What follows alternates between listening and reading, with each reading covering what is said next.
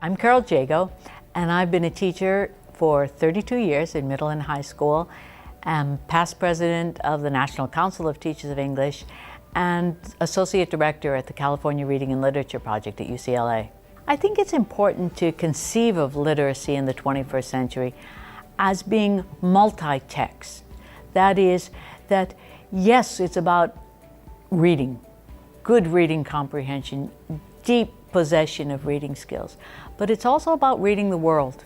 It's about reading video text, reading the news, reading a Twitter feed. All of these things contribute to our students' ability to be productive citizens and successful citizens in this world.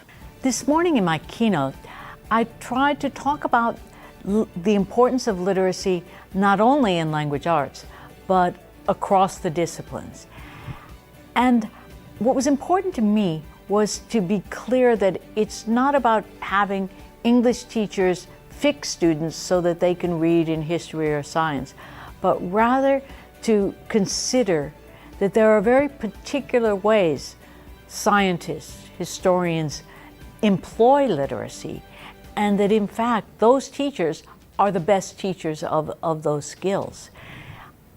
I also think that it's important for elementary teachers to consider how literacy is the vehicle for learning about history. Literacy is the vehicle for learning science, and without it, students are going to be much too dependent on their teacher for information. In my breakout session, I talked about instructional moves that matter.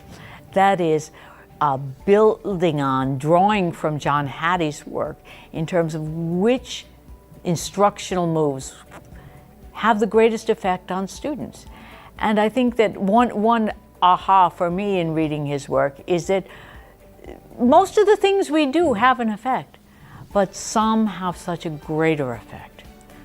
We talked about how feedback is the #1 thing that affects student learning, and what that feedback looks like, and how it's not just correcting papers, but actually helping students think through their writing and to think as well about themselves as readers. I believe more than anything that kids need books, more books. I have one theme that goes through everything that I talk about.